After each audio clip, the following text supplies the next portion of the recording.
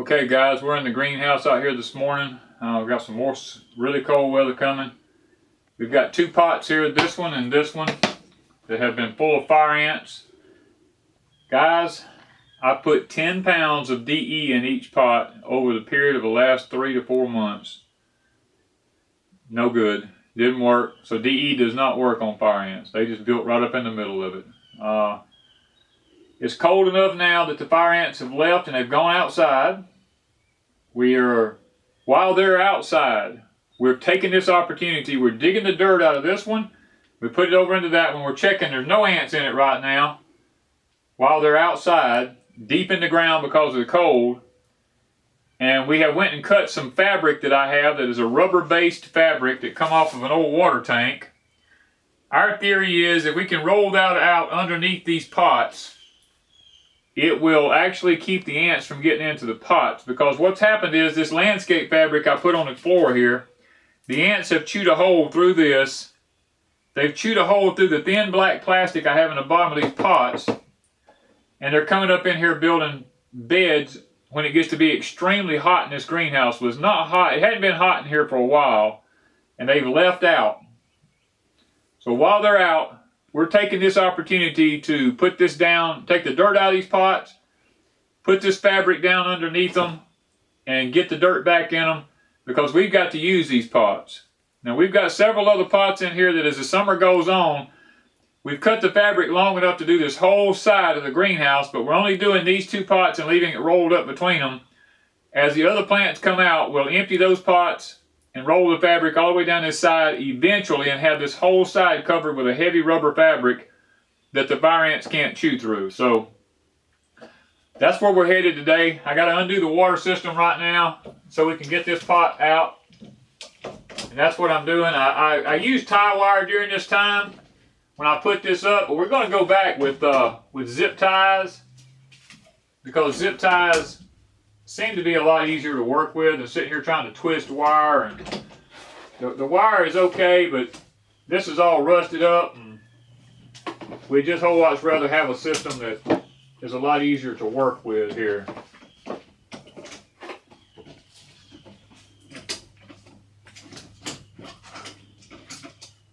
This water system is completely gravity fed too.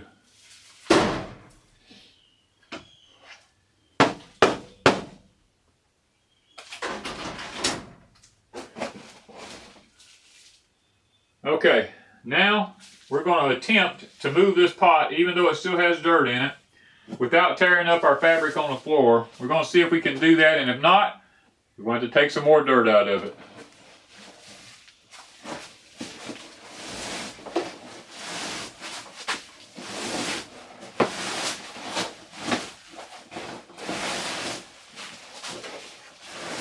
Okay guys, right here are some of the holes. You see the ants starting to crawl around right here? They're beginning to crawl around since we moved this bucket out of the way. They're coming up out of the ground underneath this here. So we're catching it right in time. There's a bunch of tiny holes right here. Some over here behind me. There's ants crawling around over here. Right here, they're coming up out of here. Right there. So we caught it just in time. The ground is still warm down here, but the pot was still cold because we had watered it in the last few days, and that wet water made the pot colder. So we're going to get this rubber fabric down and see if we can't get it on top of this, and hopefully, because we just, guys, we're trying not to use chemicals in our greenhouse. And ants, the fire ants, are straight out of the pit of hell, I suppose. I mean, you can't do anything to kill them other than strong, strong chemicals. Okay guys, I've got the heavy fabric down now. We're going to take it all the way to the wall over yonder. And we're going to set our pot back on top of this heavy rubber fabric here. I don't believe ants will eat a hole through that 1/8 inch thick vinyl rubber. I'm hoping that they don't anyway.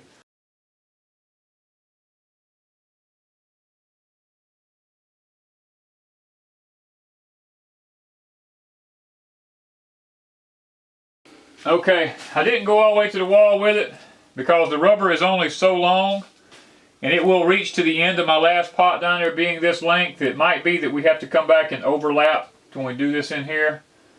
Right now we're mainly interested in these pots because these come out once it's warm weather. Okay guys, we found here's the ant bed right here coming up into one of the pots right there. We moved it, and it's just now warming up enough, they're starting to come back to the top, so we're gonna try to rake this dirt back. Oh, look at see where they've eat all that landscape fabric up. If I can get this back where you can see it a little cleaner.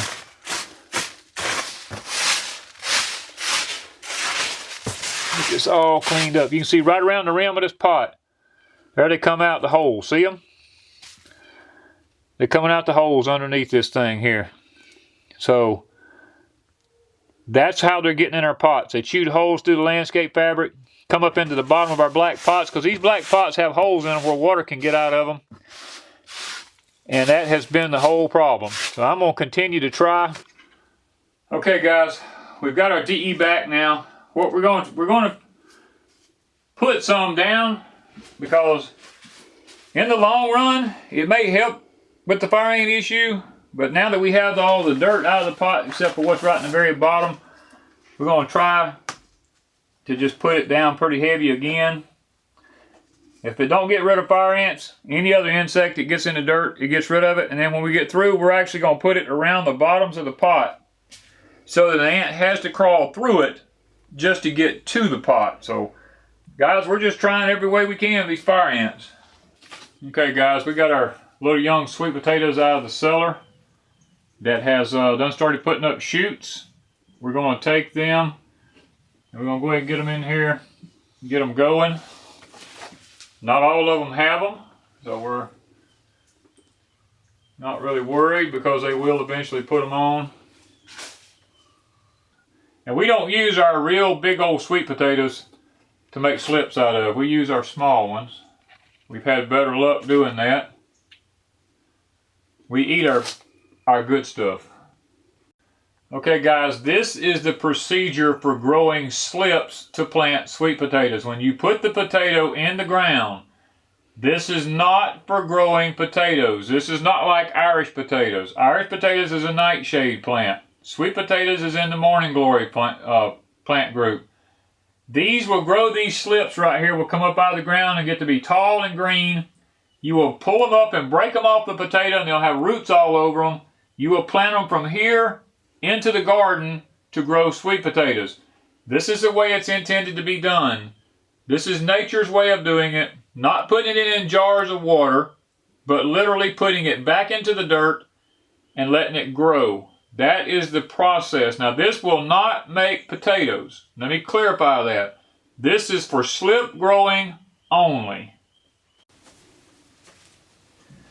You ultimately want this dirt to be about 3 inches to 4 inches, maybe a little bit deeper. The deeper you get it, the more root system you'll have. But these, I just want the tips of these little tops sticking up out of the dirt. Now these potatoes here have not been in the ground anywhere. They're not green like a Irish potato or anything like that. These we have kept in our cellar over the past fall, waiting for this time of the year to get them in the ground and to get them planted so we can have slips. Now we may be a little behind for the greenhouse because we had the fire ant issue, but we're trying to get caught up here as much as possible and get this taken care of.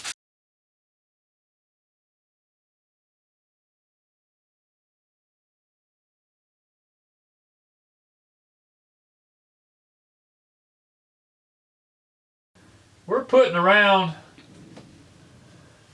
I'm going to say between 40 and 50 potatoes per pot.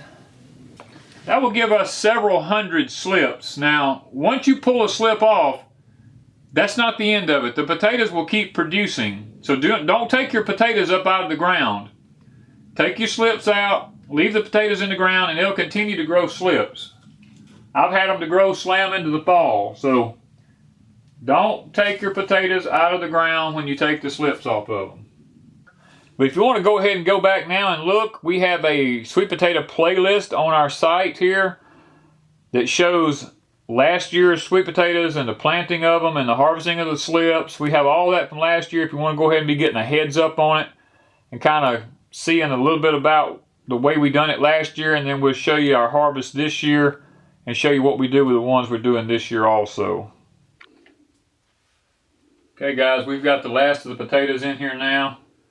Hopefully within 3 weeks we'll have some pretty good slips here. It usually takes about that long. We're getting a little bit later start this year, so we're hoping that we're not too late, but we waited because of the cold weather. We've been having some really bad cold weather, and we just have this feeling that you know, we may be further into the year planting this year. We're not 100% sure, but we'd rather be safe than sorry, and so we're getting them in the ground now regardless, hoping to have some. Want to take y'all along on this part of the journey with us and show you how we do our sweet potatoes here. These potatoes have not been in any water anywhere. This is how they grow out of the cellar, or if you have them in a cool, dark spot, you see them starting to sprout, don't throw them away. Go put them in the ground. Keep them where they can't freeze, because they can't take any kind of frost or freezing. You got to keep them warm. And that's what the reason we're doing ours in the greenhouse, to get an early start and having them ready.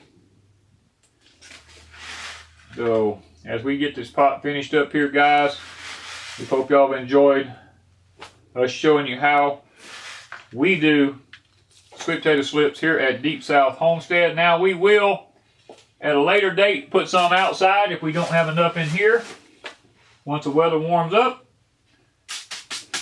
So, thank y'all from Deep South Homestead.